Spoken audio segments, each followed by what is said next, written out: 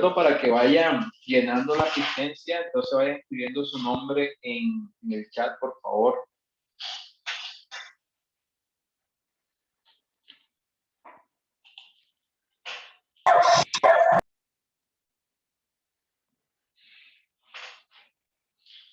Me faltó Johanna.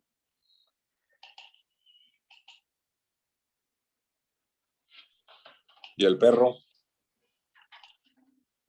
El perro ya. No, y estamos desde la oficina, aquí no hay perro. Y el otro es oficial, ¿no? El otro, No sé. Paco me dijo que el otro martes sí podíamos hacerla. No sé, está por ahí Paco. Sí. Hola, Lady. Sí, ya está por ahí. Si podemos ya dar el anuncio, si la última clase la vamos a dar allá, la podemos dar en la iglesia.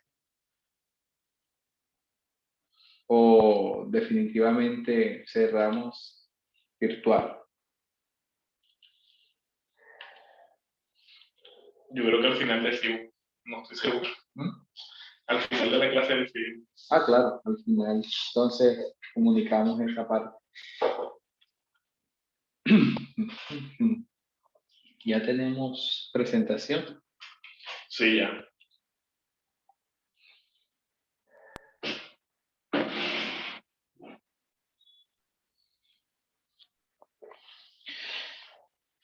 Todos también. Sí. ¿Quién sale? Colocaste la.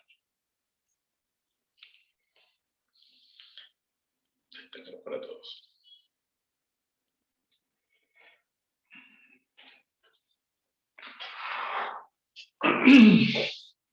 Bueno, entonces vamos comenzando mientras tanto.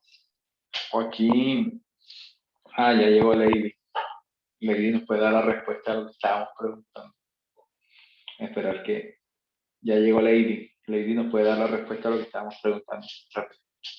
El próximo martes podemos hacer siempre la clausura del módulo en el salón.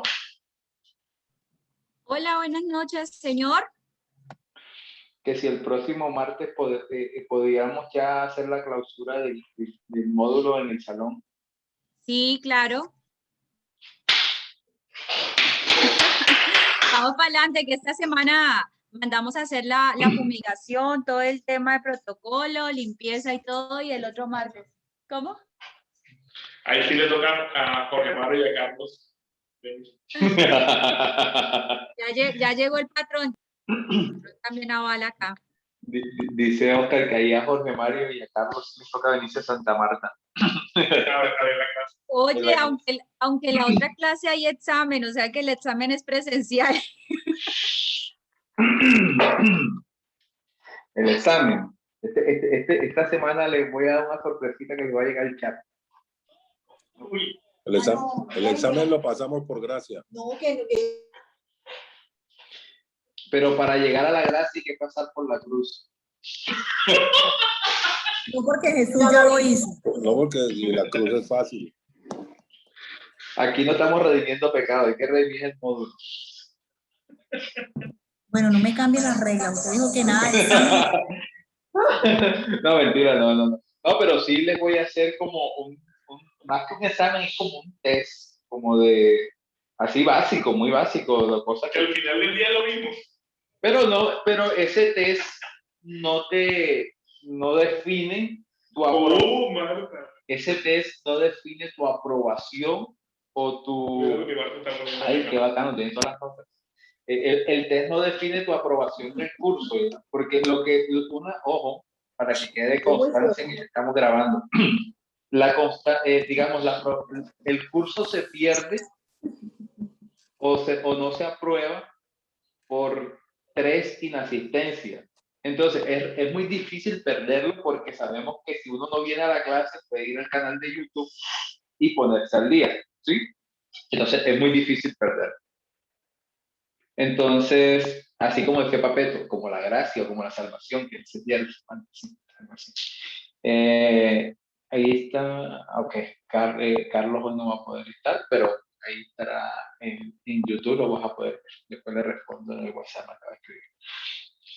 Bueno, entonces qué bacano que ya el próximo martes entonces vamos a poder estar en el salón. Ya saben que no es obligatorio, acuérdense que esto es las dos modalidades, virtual y presencial. Los que tengan pues la facilidad y de poder estar en el salón, pues ese día llegan, y los que se sientan cómodos desde su casa, pues de igual manera tenemos esta plataforma para seguir interactuando y aprendiendo.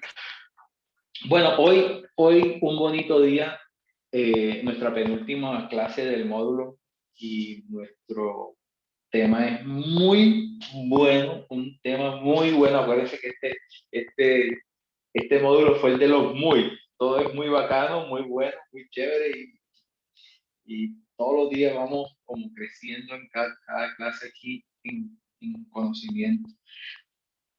Bueno, digamos que a manera introductoria nosotros podemos ver que los tres grandes oficios que habían, o los más representativos dentro de la nación de Israel en el transcurso de su historia, pues era el oficio de el profeta, el rey y el sacerdote. O sea, hablando de Israel como nación, entonces, porque me van a decir algunos, pero entonces Abraham, me van a mencionar por allá Adán, entonces acuérdense que allá Israel todavía no estaba como nación. Israel, digamos que empieza a nacer como nación a partir del exilio de Egipto, ¿no? Cuando se van de Egipto. Y por eso también les dan el ¿cómo le llaman esto? El rótulo que ellos les dicen los hebreos, porque el hebreo es los que cruzan. Ellos aquí en el mapa, ellos aquí en el mapa partieron de Egipto. Aquí en el mapa, yo tengo aquí, pero no, tengo un mapa aquí casualmente. Ellos aquí partieron de Egipto para llegar aquí a Israel. Entonces ellos, como cruzaron, en los que cruzan, es como el derivativo, el sinónimo de los hebreos. Por eso es cuando nos hacemos referencia al pueblo judío o al pueblo de Israel, algunos le llaman hebreos, ¿sí? Es como a nosotros que nos dicen, digamos, los que somos de acá nos dicen los costeños, ¿sí? Entonces es algo como así. Ellos son los hebreos porque fueron los que cruzaron el desierto. Listo, entonces les decía que Israel pues empezó a formarse como nación a partir de ese exilio, y a partir de ahí empezamos que Dios le empezó a dar una identidad a este pueblo, a esta nación, le empezó a dar una identidad para que ellos fueran asumiendo, porque acuérdense que eran 400 años de esclavitud que tenían y no era fácil. Incluso hubo una generación que tuvo que morir en el desierto.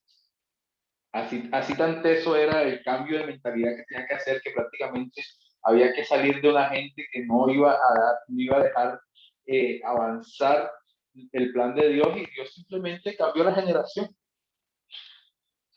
Por eso Salvation también es un cambio de generación que Dios está haciendo en Barranquilla, ¿no? Algo nuevo y algo grande y poderoso. Entonces, y vemos que en este cambio de generación que hubo en la nación, Dios cambió la mentalidad del pueblo. Y una vez que empezó a cambiar la mentalidad del pueblo, ellos ya podían mirar no con el temor de esclavo, sino con la mentalidad ya diferente. Por eso y incluso aún así habían cosas que no se podían como cambiar. Ejemplo, mandaron 12 espías y 2 vinieron con buenas noticias y 10 vinieron con malas noticias. Así siempre vamos a encontrar oposición en medio de las cosas que se hacen. Esto parece que tuviera una clase de Salvation, la cultura de lo que hacemos. ¿Qué parece? ¿Qué tanto nos parecemos a Israel? y, llegaron 2 con buenas noticias, y entonces ahí vemos que siempre vamos a encontrar cosas. Bueno, y dentro de esta identidad que Dios está formando a la nación, digamos que oficializa pues su religión, el judaísmo se arraiga, se empieza, y empieza Moisés como el gran patriarca, como el primer patriarca, como el primer profeta. Pásala. que ya empecé a hablar, sino que y entonces, el primer profeta, sí, dale a la siguiente y ahorita devolvemos. Ahí. Entonces vemos como el primer gran profeta fue Moisés. Moisés fue el primer gran profeta que hubo y, y después de Moisés vemos que hubo muchos más profetas, pero dentro, ahora sí devuelve. Eh, entonces, pero dentro de esta identidad que Dios le está dando a la nación, empezó a crear unos roles y empezó a crear unas funciones para dentro de sí. Y fue cuando entonces a cada tribu le dio una labor, ¿sí? Y a la tribu de Judá específicamente, fue a la tribu que le dijo, tú no vas a tener tierra, porque tu heredad o tu tierra o tu recompensa seré yo. Mira qué cosa tan bonita le dio Dios a Judá. Dijo, tú no vas a tener a Leví, perdón, a Leví, me cambian los nombres, que son los levíticos. Entonces le dije, tú no vas a tener tierra, tu tierra voy a ser yo. Y fue ahí cuando dijo, bueno, aquí ustedes van a ser los sacerdotes, Leví. Entonces a partir de ahí creó una línea sacerdotal. Después, bueno, sabiendo que el primer profeta que se asume que fue eh, Moisés, y más adelante fue cuando la figura del rey se estableció en Israel. Y voy a hablar de eso ahora para allá adelante, espero no tener que hablarlo con respecto a la figura del rey. Sabemos que la Biblia, cuando el primer rey que hubo en Israel, ¿quién fue? Punto, punto, punto. ¿Sí quiere punto? El primer rey de Israel. Saúl. ¿Quién fue? James. James. Ok, el primer rey. Entonces, este rey nace porque, como típico humano, siempre vemos el ojo del vecino y ellos como que, hey, todos tienen rey, nosotros queremos rey que nos gobierne. Y Dios como que, no, pero no necesitan rey, yo voy a ser su rey eterno, su rey para siempre. Y el pueblo con su quejadera. Y Dios como que, bueno, vamos, quieren un rey, yo les pongo un rey, pero prácticamente fue como algo que Dios hizo, cogió de la tribu de Benjamín y sacó a Saúl y le puso rey. Pero después sabemos la historia, ¿no? Que pasó con Saúl y Dios sacó de un linaje donde él iba a nacer ya posteriormente el rey de reyes, sacó pues el linaje de David para poder establecer un linaje de rey. Y ahí vemos que Dios ya la figura de rey la coloca como estatuto. Entonces, ¿quiénes eran los profetas? Los profetas eran los que comunicaban el mensaje de Dios al pueblo. Pues ya les decía el ejemplo de Moisés, pero también vemos profetas como Natán, que fue el que le comunicó el mensaje a David cuando David pecó y le dijo como, oye, no te hagas el loco. Y vemos sacerdotes como Abiatar, que los sacerdotes, ¿quiénes eran? Pues los que ofrecían sacrificios, las oraciones, las alabanzas a Dios en nombre del pueblo. Y el rey era el que gobernaba como representante de Dios. Ahora sí, entonces vamos entonces a hablar ya de la figura, primero los profetas. ¿Quiénes eran los profetas? Los profetas. A los que les gusta escuchar podcasts, a mí me gusta mucho escuchar podcasts mientras trabajo o mientras hago algo, siempre escucho, trato de escuchar algo para aprender algo. Y está escuchando a Yesaya y él en uno de sus podcasts tiene una serie que se llama La serie de los profetas y explica bastante a profundidad unas cosas, pero algo que él decía que me gustó bastante es que él decía, los profetas eran, ¿cómo es? Eran poetas.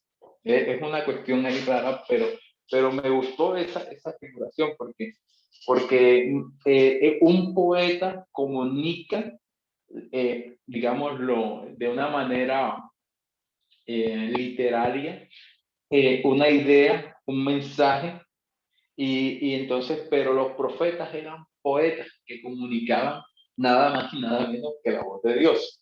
Entonces, en el Antiguo Testamento, los profetas comunicaban las palabras de Dios. Su deber era revelar la voluntad de Dios al pueblo, tanto para el presente como para el futuro. Ya hablamos de lo que Moisés hacía, y aquí abajo vemos como, digámoslo de alguna manera, los profetas más representativos de Israel. Digámoslo, Moisés, Samuel, Elías, Eliseo, Jeremías, Daniel, Isaías y muchos más, porque vemos que los profetas menores también, todos fueron importantes, sino que algunos fueron muy relevantes. Un ejemplo, imagínate que la Biblia habla de Samuel como el profeta del cual ninguna de las palabras que Samuel dijo o lanzó, ninguna cayó al piso. O sea, imagínate tú el nivel de, de, de certeza que tenía este hombre cuando hablaba de parte de Dios. Y bueno, otra cosa importante de los profetas era que en ocasiones ellos no escribían los propios libros que hoy en día conocemos. Un ejemplo, el libro de Samuel, el primero y el segundo libro de Samuel, no lo escribió propiamente Samuel, porque en la tradición hebrea se sabe que el libro de Samuel fue escrito creo que fue por Natán, y fue terminado por otros escribas. En esos tiempos había muchos escribas que era como otra labor que existía, que era lo que escribían las crónicas. Por eso nosotros vemos un libro que se llama Crónica. Entonces vemos estos grandes profetas, ¿no? Que nos inspiran mucho, no solo con su mensaje, sino también con su vida. Vemos profetas que Elías, por ejemplo, Elías profetizó, creo que fueron 3 años completamente desnudo. Porque tú dices, profetizó desnudo. ¿Por qué? Porque él mediante que él decía o proclamaba la voz de Dios, lo que Dios está comunicando, también en una expresión de visual, estaba diciendo, mira, así va a ser la desnudez de esta nación. Por alguien tiene el micrófono prendido. Así va a quedar la desnudez de este pueblo porque se han alejado de su creador. Entonces, hoy en día, digamos que el asunto del profeta ha tomado como otro rol, pero si nosotros nos vamos a un profeta de verdad, un profeta literal, como los que veíamos en el Antiguo Testamento, eran profetas que vivían literalmente la profecía. Ejemplo, el profeta Oseas, que se le casó con la prostituta, para que Dios, por medio de la vida del profeta, también mostrarle al pueblo que el pueblo le era infiel. No, y tú quién eres, el profeta, y quién es tu esposa, no, la fulana. ¿Y quién es? Ah, fulana, sí, imagínate. Entonces, imagínate estar casado, pero Dios lo respaldó, y o sea, también fue utilizado por Dios, pero vemos que la vida de un profeta no era tan fácil. Vemos un profeta como Amós que fue perseguido porque fue hasta el norte en nombre de Dios a llevar un mensaje donde un pueblo estaba siendo abusado, un pueblo estaba siendo oprimido, y fue a llevar un mensaje, y este mensaje prácticamente le trajo persecución. Entonces vemos que la vida de un profeta no era fácil. Tú sabes que es tener la responsabilidad en tus hombros y en tu boca de tener que decirle a alguien o a una nación lo que iba a pasar, o lo que estaba pasando, o descubrir algo. Imagínate la vida de Jonás, y le dicen, ve a Nínive, y él coge por otro lado, y todo, pero es que Nínive y tal, y mucho, o sea, esto no está en la Biblia, pero se dice por allá en algunos escritos o contexto histórico, que en Nínive posiblemente fue donde mataron el papá de Jonás. Entonces, el tipo como que ve que voy a salvar a Nínive, y el tipo como que, no, yo para allá no voy. Entonces nosotros vemos que los profetas no la tenían fácil, no tenían personas que hay algo que hace ruido. Y entonces vemos nosotros que encontramos figuras de profetas que no tuvieron fácil, y este rol era un rol muy importante en la nación. Si nosotros nos vamos a la historia, los profetas siempre, Dios los utilizó para mostrar el camino, por donde tenían que pasar. Ahora, este rol de profeta, ¿qué repercusiones tienen en la vida de Jesús?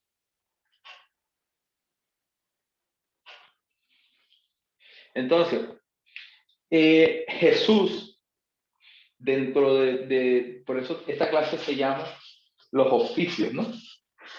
Porque uno de los oficios, yo pregunto así como si yo no supiera, como que me invitaron y estoy hablando de algo. Y entonces, nosotros vemos en los oficios que Jesús tuvo 3 oficios principales dentro de quién era él, y uno de esos oficios era ser profeta.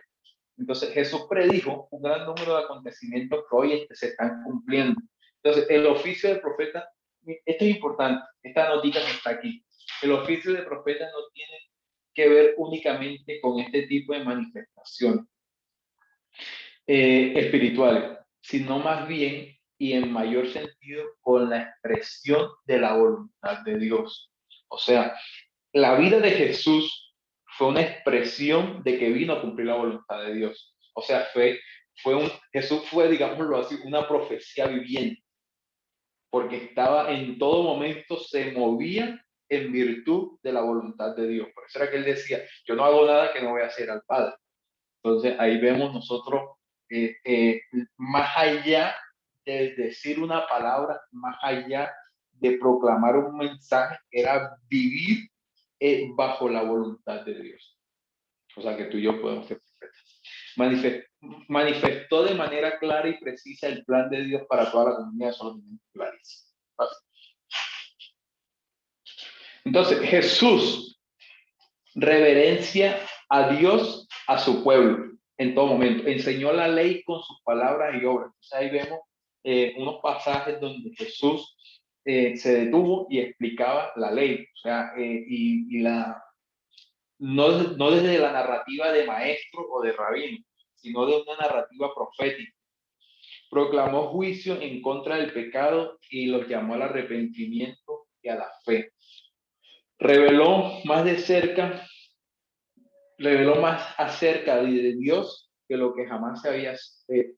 Sí, es que mira, si nosotros vemos el mensaje que Jesús trajo, les decía yo en el módulo pasado, que Jesús hizo algo que fue una de las cosas que el pueblo judío o la religión judía lo criticó mucho, que él venía hablando de un Dios como Padre. O sea, yo les hablé de eso, de la revelación de Dios como Padre. ¿Se acuerdan de esa clase? Frío.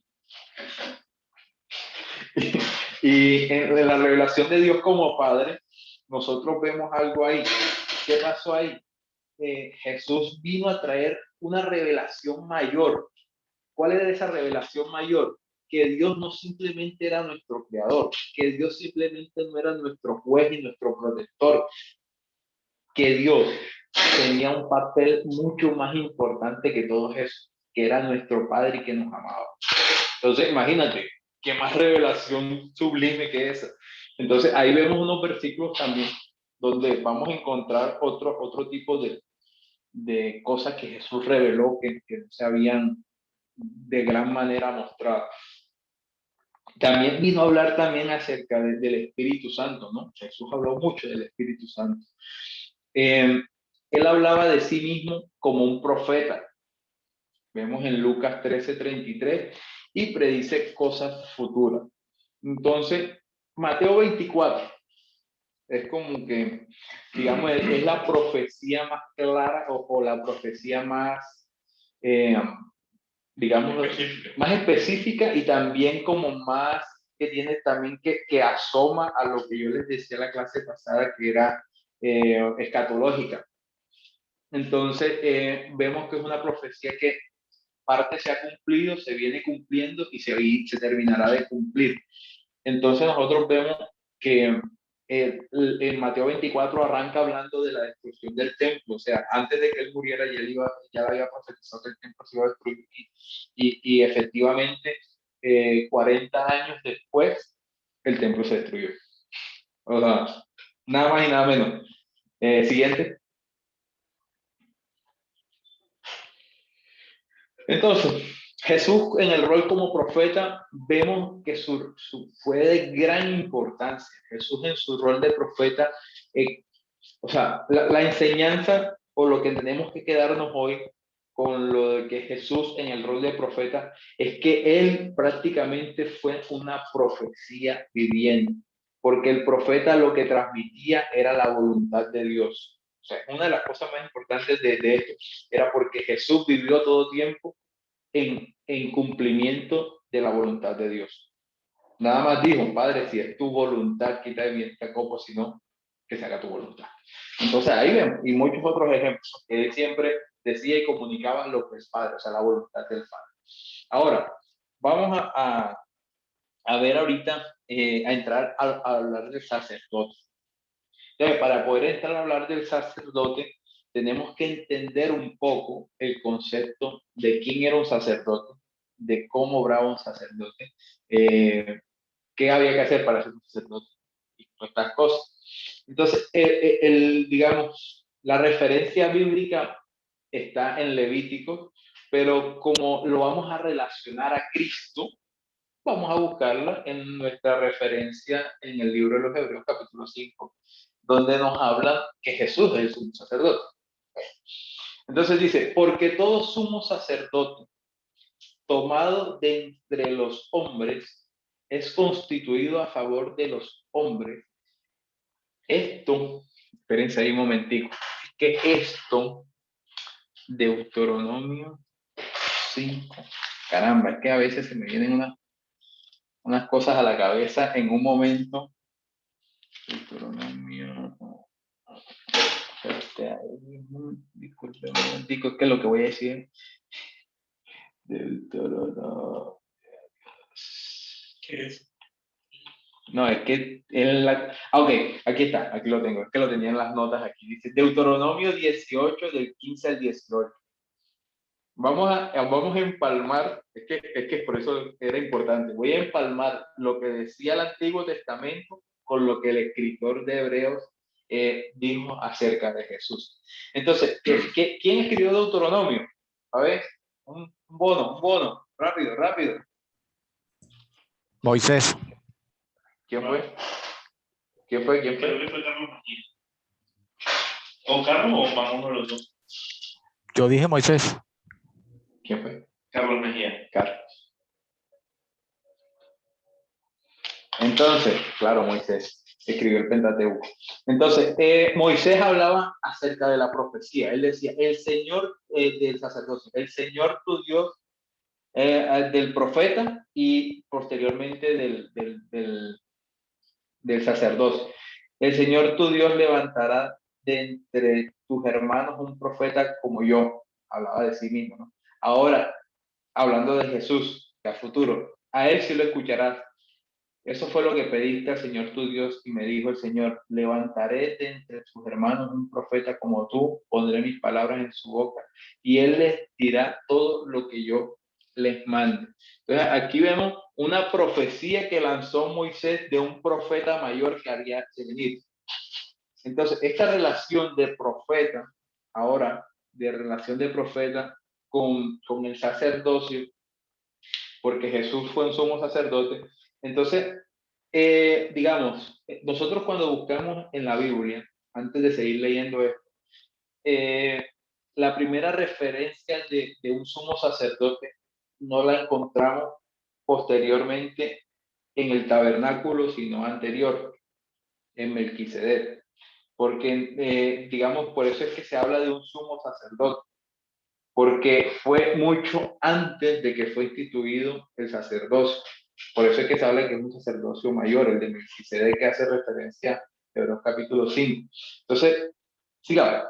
Porque todo sumo sacerdote tomado de entre los hombres es constituido a favor de los hombres, en lo que a Dios se refiere, para que presente ofrendas y sacrificios por los pecados.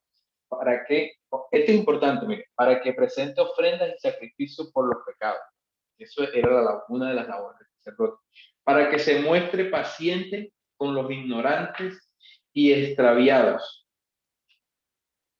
puesto que él también está rodeado de debilidad, y a causa de ella debe ofrecer por todos los pecados, tanto de por sí mismo como también por el pueblo. Y nadie toma esta honra, sino el que es llamado por Dios, como lo fue Aarón. Así tampoco Cristo se glorificó a sí mismo, haciéndose sumo sacerdote. ¿Qué vemos en este versículo? Un pasaje en el que nos muestran a nosotros un puesto de honor, ¿cierto? El sacerdote era un puesto de honor, pero que tenía mucha responsabilidad. Si nosotros leemos la primera carta de Pedro, Pedro habla de que nosotros hoy en día somos real sacerdocio, nación santa, pueblo escogido por Dios.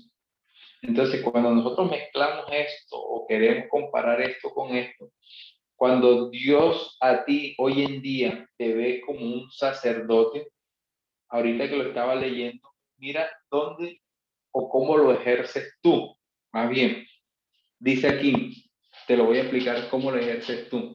Para que presenten ofrendas de sacrificio por los pecados, ahora aquí. Para que se muestren pacientes con los ignorantes. Pacientes. Esto es un bombazo. Y extraviados, puesto que él también está rodeado de Dios. Entonces, mira, hace parte de que nosotros seamos sacerdotes, tener paciencia con el que no conoce a Dios, tener paciencia con el que está perdido, pero que sea, digamos, de alguna manera, una paciencia activa y no pasiva. O sea, una paciencia no de achantarme y esperar, sino una paciencia de orar, una paciencia de escuchar, una paciencia de atender. Ok, siguiente. Entonces, el sacerdote, en el Antiguo Testamento, los sacerdotes eran nombrados por Dios para ofrecer sacrificios. También ofrecían oraciones, alabanzas a Dios en nombre del pueblo. Mediante su ministerio, santificaban al pueblo y lo hacían aceptable para acercarse a la presencia de Dios. En el Nuevo Testamento, Jesús se convirtió en nuestro sumo sacerdote, como se muestra en la carta a los Hebreos, que ya lo leímos. Los sacerdotes insistían en las observaciones rituales en el acercamiento a Dios. O sea, ¿quién era el sacerdote? El sacerdote, ahora sí, Oscar, vamos a publicar la imagen para entender un poco el contexto de lo que estamos hablando ahorita.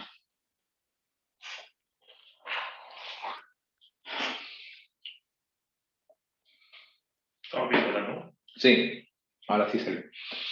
Bueno, digamos que este es un esquema de lo que era el tabernáculo, ¿sí?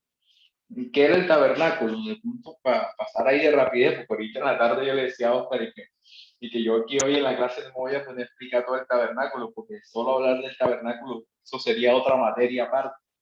Pero hoy brevemente, para entender un poquito el rol de sacerdote, toca pasar por el tabernáculo, porque el tabernáculo era el lugar donde el sacerdote de alguna manera laboraba o oficiaba. Entonces, nosotros vemos que el tabernáculo estaba constituido por por el atrio, el lugar santo y el lugar santísimo. Siempre hemos escuchado del lugar santísimo como pero era importante. El sacerdote, cuando alguien traía una ofrenda, la ofrenda era en la mesa de la propiciación, la ofrenda era cortada y la sangre era regada sobre la mesa de propiciación, y después salían afuera y en el altar de bronce la ofrenda era puesta sobre el fuego y era consumida. Y dice la Biblia que si la ofrenda era agradable, ardía dentro del altar de bronce. Y si no, no ardía. O sea, imagínate que Dios sabía como que, por eso es que la Biblia dice que Dios conoce las intenciones de tu corazón. O sea, Dios sabe cuando tú das con amor, cuando tú das simplemente sin amor. Y entonces, el sacerdote era la persona que se encargaba de esta labor, de cubrir, digamos de alguna manera, ayudar a cubrir el pecado de las personas o del pueblo. Entonces, ¿qué pasaba aquí? Importante. Esto es el sacerdote, una vez, ponle aquí el cursor aquí como al lugar santísimo. En el lugar santísimo. Entonces, en el lugar santísimo no entraba todo el mundo, ahí simplemente entraba el sumo sacerdote. Y el sumo sacerdote se preparaba, ustedes no tienen idea, se preparaba de una manera que entrar ahí era de vida o muerte. ¿Por qué? El sumo sacerdote, cuando iba a entrar al lugar santísimo, lo amarraban por un pie y le colocaban una campanita. Como al lugar santísimo estaba el arca del pacto, que era donde reposaba la presencia de Dios, ¿qué pasaba ahí? Que la persona, si entraba y no estaba purificada completamente, el sacerdote no estaba purificado completamente, la persona caía muerta. Entonces el sacerdote, el sumo sacerdote, una vez que entraba al lugar santísimo, ¡hey! No suena la campanita, jálenlo, y empezaban a jalar la pita y sacaban al muerto. Entonces imagínense ustedes, o sea, no era una labor así como que Dylan, ya sabes, te toca entrar al lugar santísimo mañana, ya sabes, prepárate, Raya Prada, prepárate, ya sabes, te toca la próxima semana entrar al lugar santísimo. Entonces, ya te imaginas tú la presión de saber de pronto como que, mijo, ya sabes, cuídese porque yo estoy haciendo las cosas bien, espero salir vivo. O sea, se lo estoy diciendo muy coloquialmente, pero era una cuestión muy seria porque tú entrabas ahí en representación del pueblo. De qué tan bien estaba el pueblo, porque tú eras como el representante del pueblo ante Dios. Ahora, todo esto que les estoy hablando aquí, ahorita les decía, hoy en día, todo esto ya no tiene relevancia. Hoy en día no hay machos cabríos que llevar, hoy en día no hay palomas que llevar, hoy en día no hay cordero que llevar, porque hubo un cordero perfecto inmolado, escuchen esto, que fue ofrenda y fue sacerdote al mismo tiempo. Él fue la ofrenda porque se entregó, y él mismo fue el sacerdote que entró. Entonces, vemos en Jesús, ya, vamos a ver. Vemos en Jesús entonces ese sumo sacerdote del orden de Melquisedec. Del orden de Melquisedec. Entonces, nosotros vemos ahí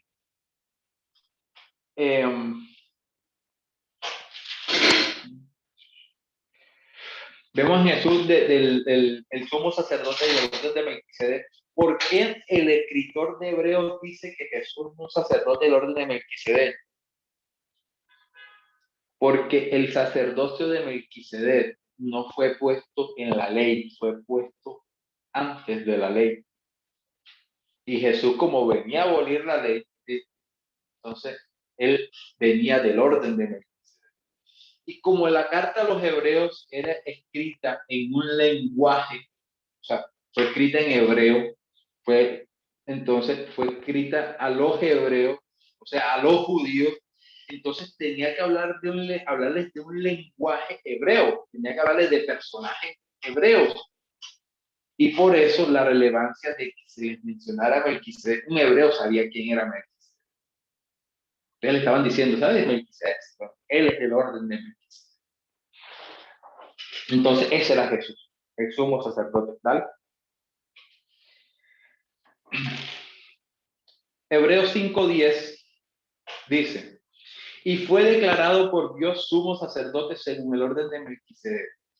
En el Antiguo Testamento predice y prefigura el sacerdocio del Redentor futuro.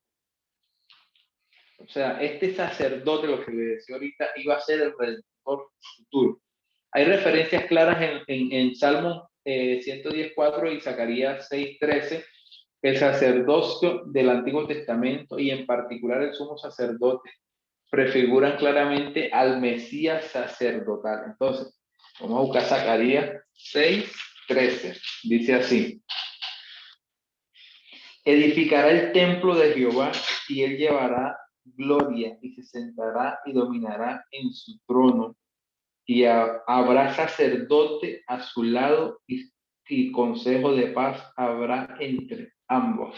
Entonces nosotros aquí estamos viendo que el sacerdote supremo, por decirlo así, de una palabra más rimbombante, el sacerdote supremo que están anunciando aquí vendría a ser Jesús. Siguiente.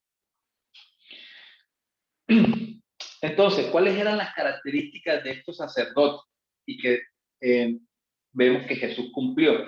El sacerdote es elegido de entre los hombres para ser su representante. Es designado por Dios. Se ocupa en beneficio de los hombres en cosas que pertenecen a Dios. Su trabajo esencial es ofrecer dones y sacrificios por los pecados. Intercede por el pueblo. Bendecía al pueblo en nombre del Señor. Esas eran como las características generales de un sacerdote. ¿Vale? Entonces, el que quiera tomar nota de esto, lo puede tomar, pero igual eso va a salir en el módulo. El Hijo Eterno participó de nuestra naturaleza y nuestras experiencias. Ojo, lo que nos está diciendo aquí, que Jesús sabe, porque fue humano y tuvo sus experiencias humanas, puesto de otra manera, no podría representar al hombre ante Dios ni ofrecer sacrificios, ni tampoco podría socorrer a la humanidad. Tentada sin saber por experiencia lo que significaba la tentación. Es la razón por la cual un ángel jamás logró ser un sacerdote para el hombre. Entonces, ¿qué nos dice esto? Él nos está hablando aquí el escritor de Hebreos en el capítulo 5, que es la referencia de la que estamos hablando hoy del sumo sacerdote. Que nosotros vemos que Jesús, como sumo sacerdote, porque les decía yo en unas clases atrás, o fue el módulo pasado, no, ahora mismo no lo recuerdo bien, pero yo sí se los dije, de que Jesús, de que al hombre no lo podía redimir un ángel, de que como a los ángeles no podía ser redimido por otro ángel, al hombre tenía que redimirlo un hombre santo, perfecto en todo. Y por eso Jesús fue el que cumplió, porque Jesús padeció, porque Jesús padeció y Jesús fue tentado, como dice acá en la carta a los Hebreos, que él fue tentado en todo, pero sin pecado. Y por eso es que él es nuestro sumo sacerdote. Siguiente. El sumo sacerdote, una vez al año, hacía la expiación por Israel.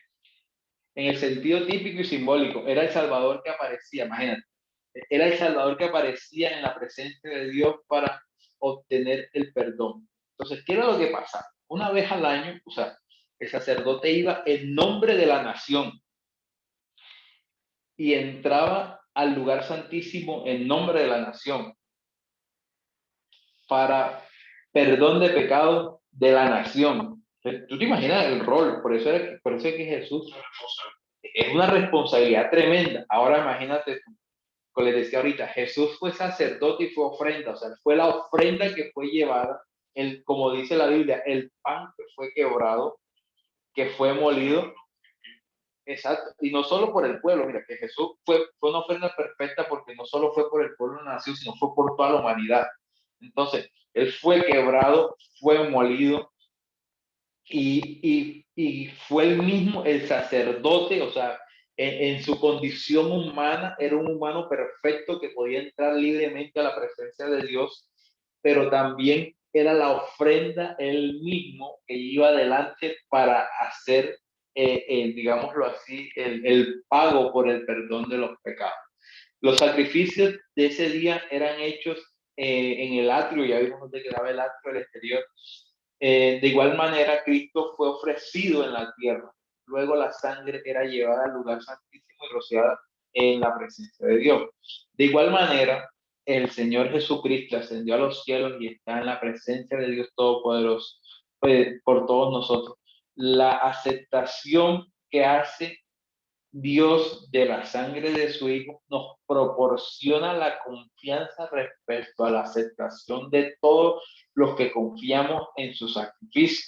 O sea, hoy en día nosotros como muy evangélicos que somos, pues a veces esta palabra no nos gusta, pero a fin de cuentas somos evangélicos, siempre tenemos una palabra debajo de cuerdas cuando tenemos miedo o vemos que pasan cosas así como temibles en la casa.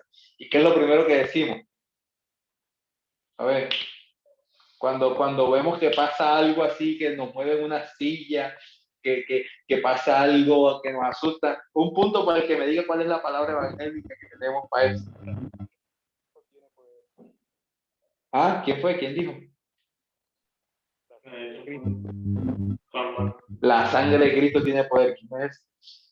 ¿Quién es el que está hablando? Que no lo escucho bien, pero lo escuché. Es Juan, ¿verdad? Bueno, esa es la palabra evangélica que en cualquier iglesia que tú te metas. La sangre de Cristo tiene poder. Pero mira, o sea, a veces nosotros religiosamente también, lo digo así porque religiosamente a veces la utilizamos la palabra o la frase y decimos, la sangre de Cristo tiene poder. Pero, ¿qué significa eso? ¿Qué significa que la sangre de Cristo tiene poder? Vamos a leerlo aquí nuevamente. La aceptación que hace a Dios de la sangre de su Hijo nos proporciona confianza respecto a la aceptación de todo lo que confiamos en ese sacrificio. O sea, es confianza. Cuando nosotros decimos la sangre de Cristo tiene poder, tú no estás reprendiendo a nadie, tú estás asumiendo una posición de autoridad. Ya.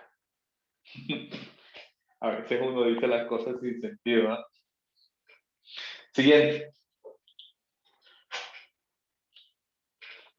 Entonces, vemos que Jesús era o fue el sumo sacerdote porque cumplió su labor sacerdotal al entrar a la presencia de Dios como ofrenda y como sacerdote para en representación no del pueblo judío, de la humanidad que nos incluimos ahí para el perdón de nuestros pecados. Ahora, ese era el rol del sacerdote, ya vimos el rol de profeta que Jesús cumplió y ahora vamos a ver el rol de rey. Ahora, la figura de rey en el Antiguo Testamento, donde fue estipulada, ya les dije que el primer rey fue puesto porque el pueblo lo quería y Dios le dio el que el pueblo quería. Le pusieron un man como el pueblo lo quería. Saúl dice la Biblia que era un man altísimo.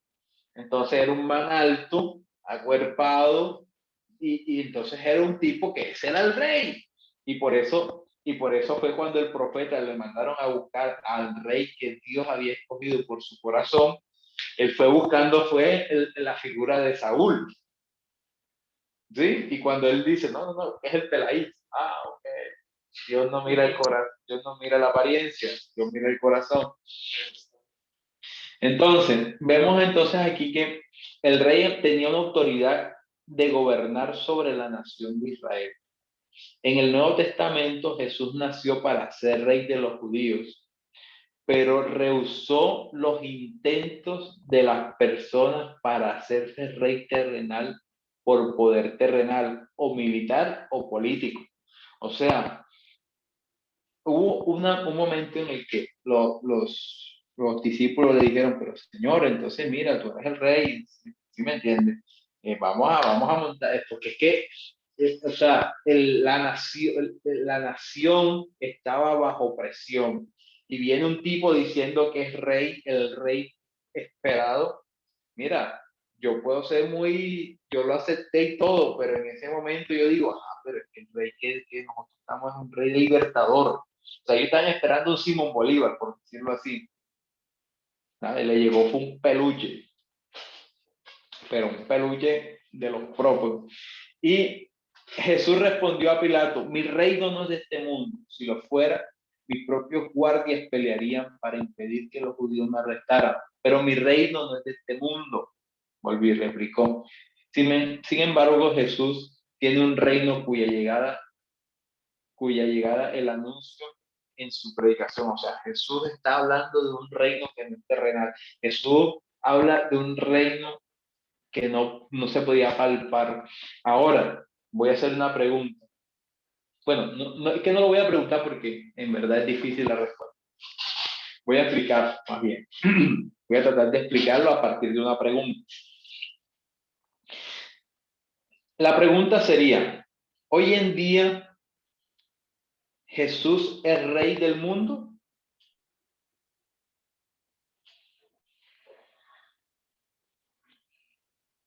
Entonces, hago la pregunta, la respuesta es muy compleja, entonces para que ustedes ahí vayan recapacitando y ahora les doy la respuesta. Resulta, cuando yo digo Jesús es mi rey, estoy diciéndolo porque yo reconozco su autoridad, yo reconozco su soberanía, ¿sí? Pero dice la Biblia que el príncipe de este mundo es Satanás. Entonces, ¿qué quiere decir eso? En la actualidad, Jesús es el rey de tu corazón, Jesús es el rey de tu vida, Jesús es el rey de la iglesia. Pero de este mundo, no, pero todavía no. Aún no. Resulta que en la clase pasada nosotros hablábamos de la venida de Cristo, ¿cierto? En esa venida de Cristo, donde Él va a reinar, que eso lo vamos a explicar en escatología, en el milenio, por 1000 años, ya Él va a establecer su reinado en la tierra. O sea, Jesús va a gobernar a nosotros su pueblo y a los que no son su pueblo. O sea, en ese momento, ahí Él sí va a ser el rey del mundo. Pero ahora mismo, Él es el rey, pero el rey de la iglesia, el rey de tu corazón, el rey de tu vida y de mi vida. ¿Quedó claro? Creo que sí. ¿Quedó claro, Oscar? Pasa, siguiente. Siguiente. Entonces, el rey, bueno, eso era una nota, ¿no? Eso eran como apuntes. El rey, el reino de Cristo tiene que ver con las narrativas del Antiguo Testamento en dos maneras. Un reinado divino y el otro es, dale, te devuelve. Y el otro es un reinado, dale, Hombre. adelante. Y el reinado humano perfecto, atrás ahora. Entonces, el reinado divino, entonces, o sea, la figura del rey, desde la perspectiva del reinado divino, dice, solo Dios es el monarca absoluto de Israel. Vamos a leer eso. Primer libro de Samuel. Aquí, no se preocupen, que su maestro es bueno con la Biblia. Samuel 12. El otro buscando Samuel allá en el Nuevo Testamento. Samuel 12:12. Dice, y habiendo visto, primer Samuel 12. Y habiendo visto que Nas, rey de los hijos de Amón, venían contra vosotros, me dijiste, no, sino que ha de reinar sobre nosotros un rey, siendo así que Jehová vuestro Dios es vuestro rey. Imagínate tú. O sea, Dios aquí le estaba diciendo, como ustedes me están pidiendo rey porque la nación tiene, no, yo soy su rey. Hay una perspectiva de monarca de que Dios siempre fue el rey de Israel, desde su perspectiva divina, él siempre fue su rey. Pero Dios le dijo, vamos a ponerle una figura ahí como que me represente de alguna manera, que reine que me mire y que reine como yo reinaría. Y por eso fue que él vio el corazón de David y dijo, este pelado puede hacer las cosas como yo las haría. Puede, o sea, ojo aquí lo que estoy diciendo, esto lo estoy diciendo yo, pero eso fue lo que, por eso es que la Biblia habla de que David tenía un corazón conforme al corazón de Dios. ¿Sí? Era por eso, porque desde esta perspectiva de un reinado divino, iba a ser el representante de Dios que iba a gobernar. Los reyes humanos gobernaron como sus vicerregentes.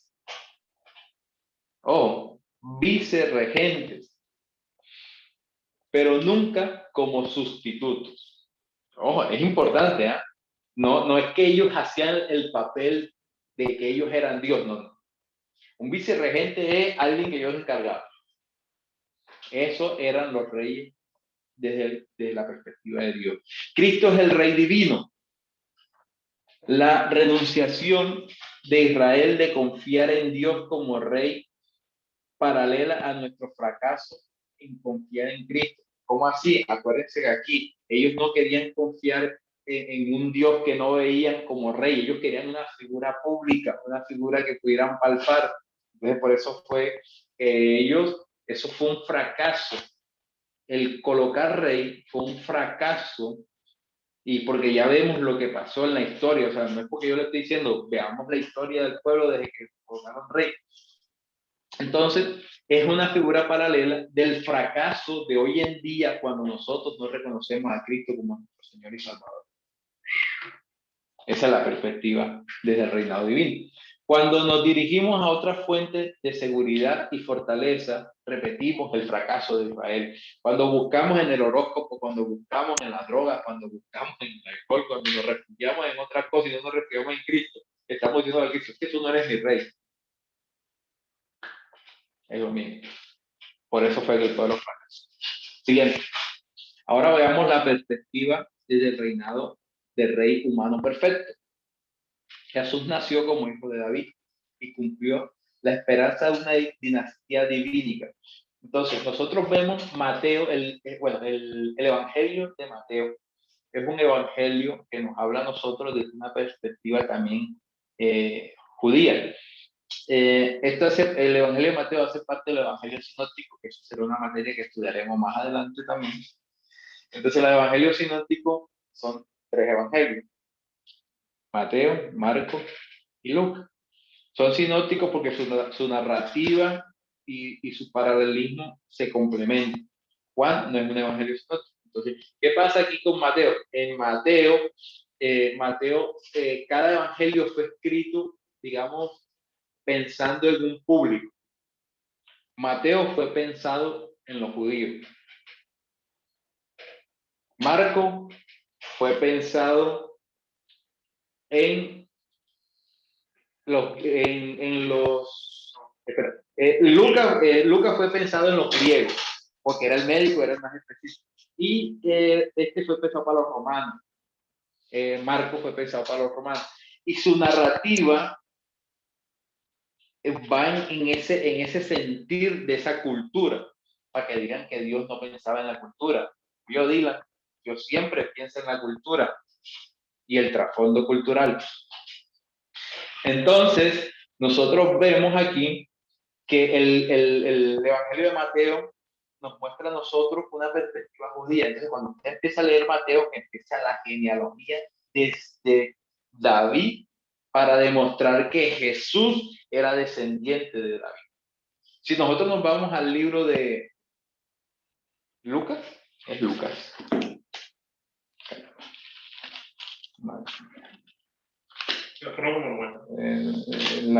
Lucas es el que arranca narrando. Sí, Lucas, es Lucas, es Lucas. Entonces Lucas, como Lucas iba para los filósofos, para los griegos, para los pensadores, a los griegos les interesaba la raíz más profunda. Entonces, en la genealogía que muestra Lucas, es la genealogía desde Adán hasta Jesús, para demostrar que él era el hombre, el segundo Adán. Imagínense ustedes toda esa complejidad. Entonces, claro, era más humanista, tenían que mostrar más cosas. En cambio, a la cultura judía le importaba más que era descendiente del rey David. Entonces, Jesucristo es nuestro amo y nuestro Señor. Un rey es amo y es Señor, por eso que nosotros reconocemos a Jesucristo como nuestro amo y nuestro Señor. Amo, ¿por qué? Porque nos compró a precio de sangre. Y nuestro Señor, porque tiene el dominio. Quebrantando el poder de la muerte, el infierno, la tumba, y ha vencido. Imagínate. Él reinará en majestad por los siglos de los siglos. El reinado humano. A David se le prometió que habría un reino sin fin y que haría eterno el trono de David. Cuando estudiemos escatología, nosotros vamos a ver la tierra nueva, el cielo nuevo, y ahí vamos a ver lo que es de más a fondo esta parte. Entonces, el libro de Apocalipsis describe al Cordero de Dios en la victoria final, reinando como Rey de Reyes. Oye, mira tú esta analogía, un Cordero que es Rey. Él está sentado a la diestra del Padre en los lugares celestiales y reina como cabeza de la iglesia. ¿Se acuerdan que ahorita le decía que Él es el Rey de quién? De la iglesia y de nosotros. Hasta que venga y ahí se establezca su reino milenial en la tierra. Siguiente. Entonces, Cristo cumplió estos tres estados en la siguiente forma. Como profeta, nos reveló a Dios y da a conocer la palabra de Dios. Eso está más que claro. Como sacerdote, ofreció un sacrificio a Dios a nuestro favor y Él mismo es el sacrificio. Ofrenda y sacrificio. Como el rey gobierna sobre la iglesia y también sobre el universo. Ok, siguiente. Ahora, para finalizar, nuestros papeles como profetas, sacerdotes y reyes. Apocalipsis 5:10 dice, y nos ha hecho para nuestro Dios reyes y sacerdotes y reinaremos sobre la tierra. Ahora, ¿por qué en Apocalipsis no habla de sacerdotes? Porque ya yo les dije ahorita, nosotros somos una profecía viviente, así como Jesús fue una profecía viviente, porque, bueno, se supone que nosotros hacemos la voluntad de Dios. Se supone. Entonces, si se supone, somos una profecía viviente, o sea, somos profetas. No desde la narrativa del Antiguo Testamento. Ahora no vayas a pararte en la esquina todavía a señalar. El profeta no es el que te señala simplemente para acusarte y ponerte en vergüenza. El profeta es el que te señala el camino que debes seguir y mostrarte el camino que Dios te ha dado. No solo es para juzgarte, sino para mostrarte el camino y también para direccionar el plan de Dios. Entonces, Apocalipsis nos dice que nos ha hecho para nuestro Dios reyes y sacerdotes. Salvation, la gente del college. ¿Cómo somos nosotros en esta hermosa ciudad? Profetas, sacerdotes y reyes. ¿Cómo ejercemos nosotros a través de nuestra cultura sacerdocio, reinado y profecía para Barranquilla?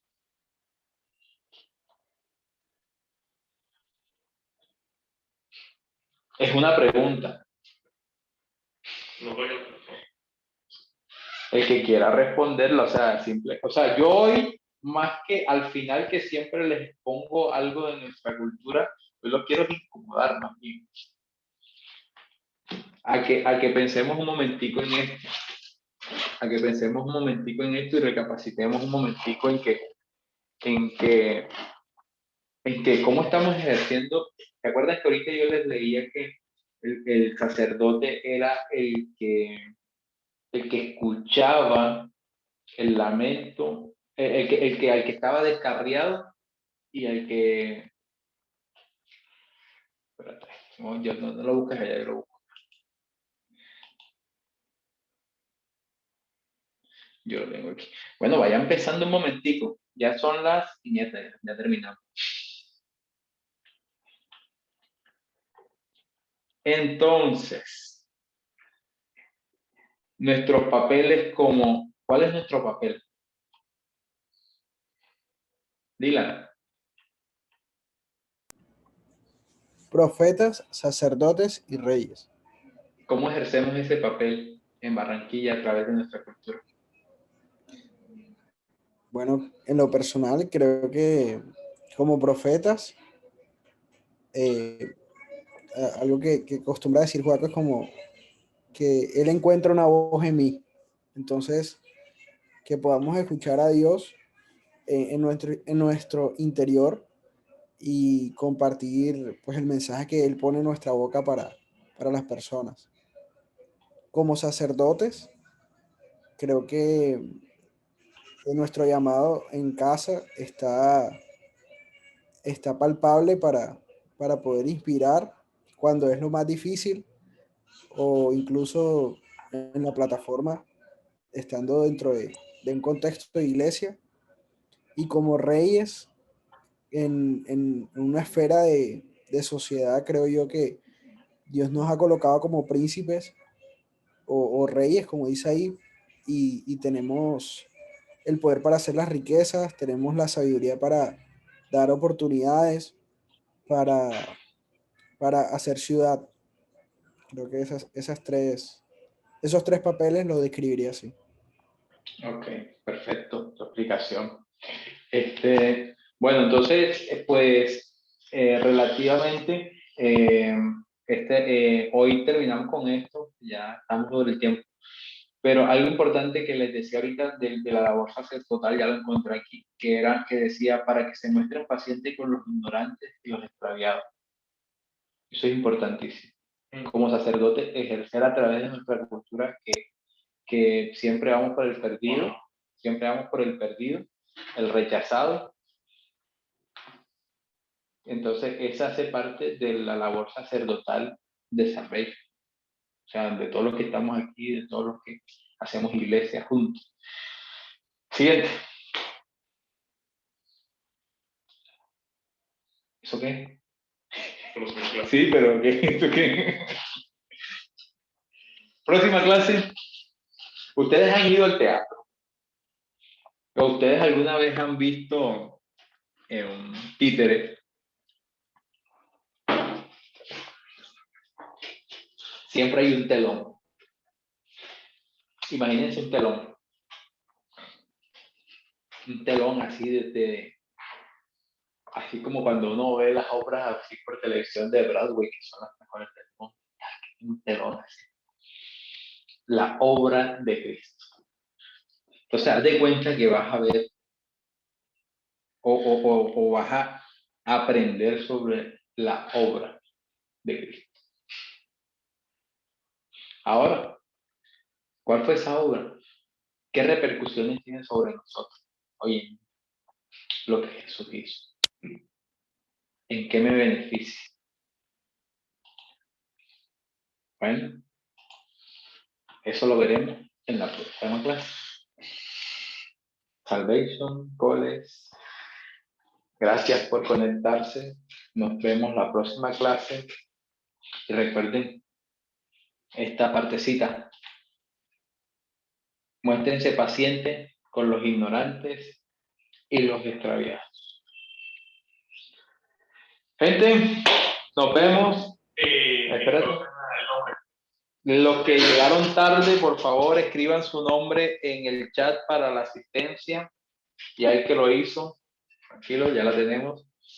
Los que no vinieron la semana pasada, recuerden que en el canal de YouTube está la clase. Y una vez que la vean, tienen que notificarme que la vieron, porque yo no soy adivino, no soy profeta de eso de los adivinos.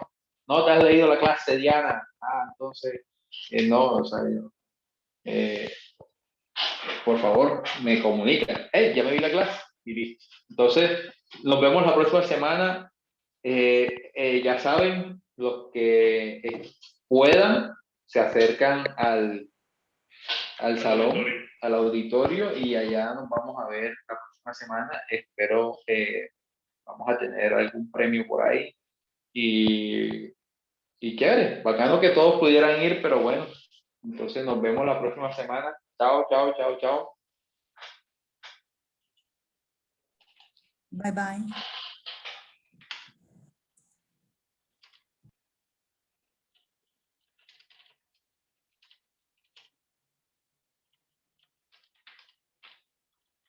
Chao.